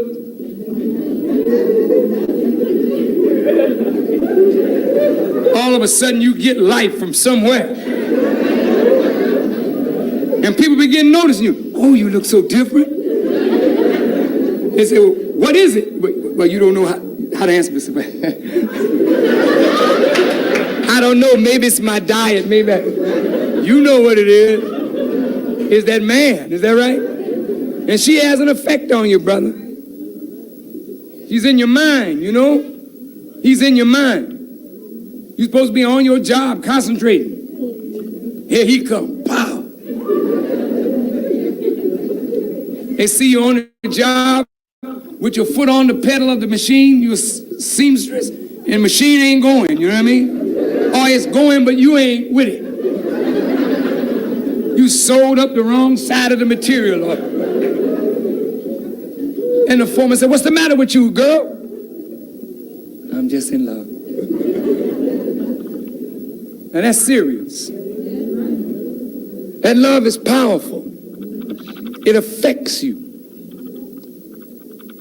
When you love somebody like that, don't you call them? As fast as you can get to the phone. Hi, honey.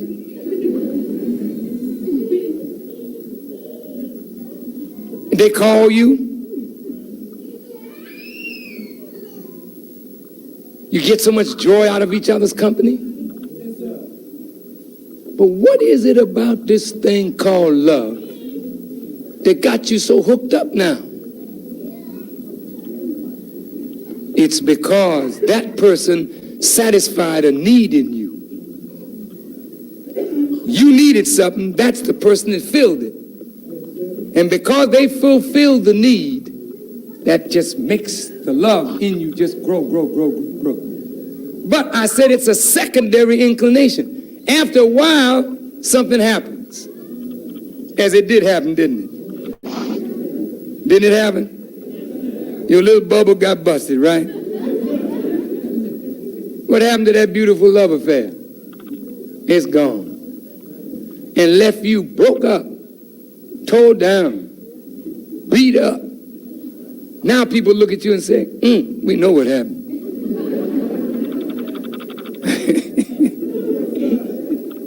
Say, why are you looking like that? I fell out of love. Now you know why you fell out of love? Many reasons, but one of the main reasons is there was no balance in the relationship. You see, we have a need in us that only God can fill that void. I'm talking about the first inclination. Now, I want you to follow me carefully because this is the most important point I'm going to say today. But if you have not found God, didn't even know you needed him, then you take the love of the man and the love of the woman and you put them in the place of God. That's how you can sing these crazy songs. I love you, baby. And if you leave me, I sure would die. I mean, that's heavy stuff there, brother.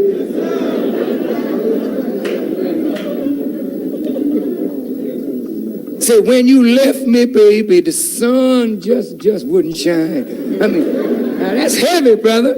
That's why they call them blues, you know what I mean? And you're all messed up because you took a secondary inclination, made it the primary inclination and then lost your balance in that relationship. Are you listening to me? Please, wait. Just give me a couple more minutes, all right? And you can explode if you want with applause, but I really want you to listen to this. Okay. Now, I was in show business, okay? I guess you could tell. And nigga, when did you leave?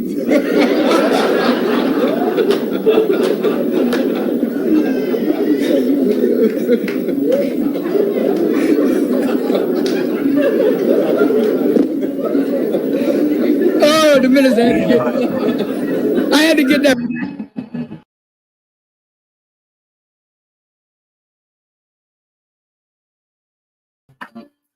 You know what I'm saying?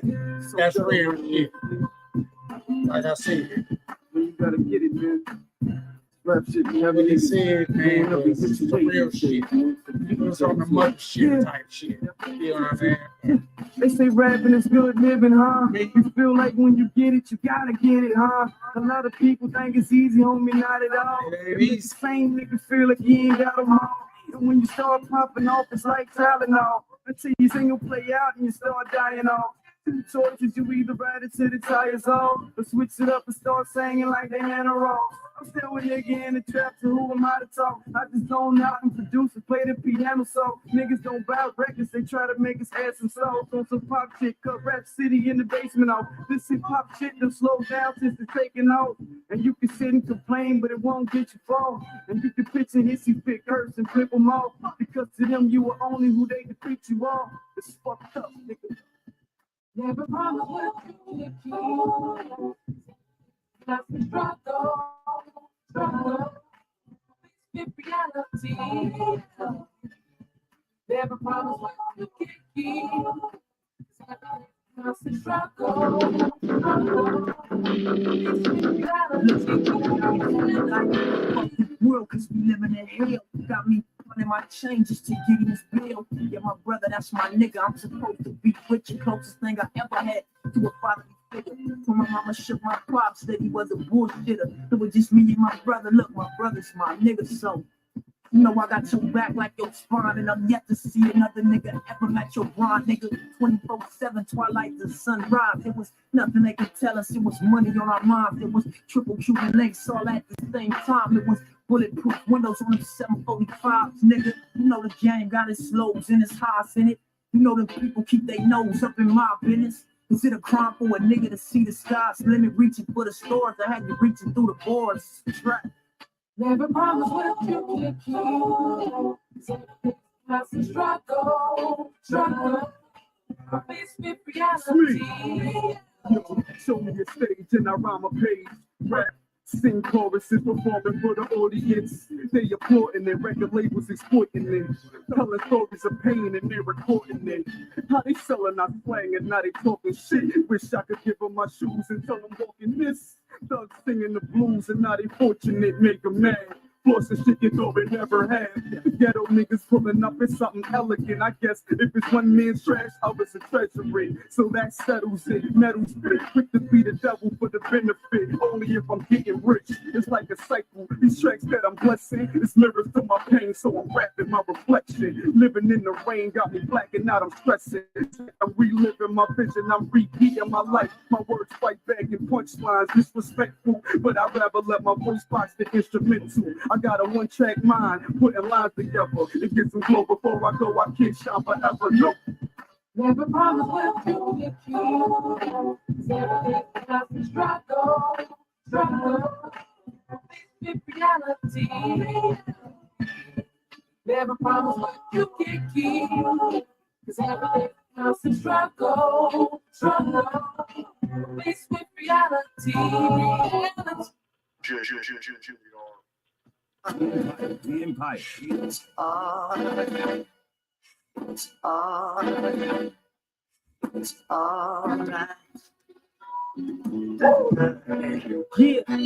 gotta work them slots and boy hits. Nipsey Hussle. Hey, it's that new shit. I know y'all niggas didn't have this feeling before. For my real niggas, no, I don't give a fuck what hood you from. I'm talking about Feel me on this. Look, I got a question. Yeah. Have you ever felt this feeling of paranoia from killing? Knowing your days numbered and your freedom ain't a given. When the bodies get dropped, cuz the Johnny's is hot. It's when you sloppy niggas make your first mistake and get caught. Facing football numbers that have him show his true colors. Poverty used to nothing, got him crying for his mother. I think that shit that make a nigga think twice. Cause I got too many homies in the county facing life. In Johnson gang, they call us terrorists now. We clicked up with Osama to shoot the bird down. And now that you feds listening, y'all can suck my dick. I'll kill your witness. To y'all king of the South, but I'm from South Central. And I'm the next nigga out the West, pay attention. Pushing pounds out of town in the rental. Just sitting on chrome beats, rattling my window. I done it all, I was young up in the game. Put a gun up in his face, take his money in his chain. How many times I wrist strips to the pen? Money, cars, and clothes with my adolescent drink. I never sniffed no coke, that ain't my thing, low. I mix the Grey Goose with lemon juice and weed smoke. Crips say cuz hard, Damu say blood fresh. I'm from a place where you the victim or the suspect. So when I spit that hood shit, you know I ain't trying. When I spit that hood shit, you know I ain't lying. 212s in my trunk, let my speakers bang. Half a bird on my neck, let my chain head jock. Bitch, I know you like them rocks. Whoever said time is money must have seen my watch. Them Alpinas on that lick and it's nice. There's the diamonds on my cross, keep the passion of Christ. Woo. Hold up, homie. Hey, though, check this out.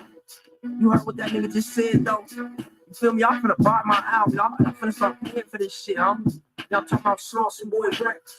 Be official, nigga. You know, I ain't just rapping niggas here.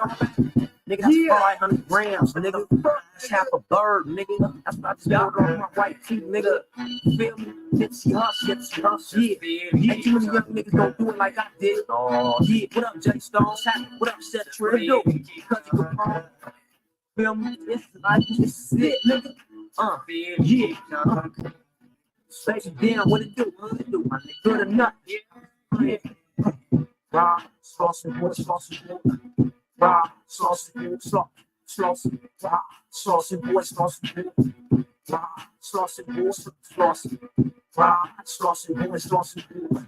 Raw, sauce, sauce. Raw, sauce and boy, sauce and boy, sauce. Raw, sauce and boy, sauce. Raw, sauce and boy, yeah, nigga. Nipsey Hussle. Look, now when I say sloss, y'all say boy, sloss it, rock, sloss it.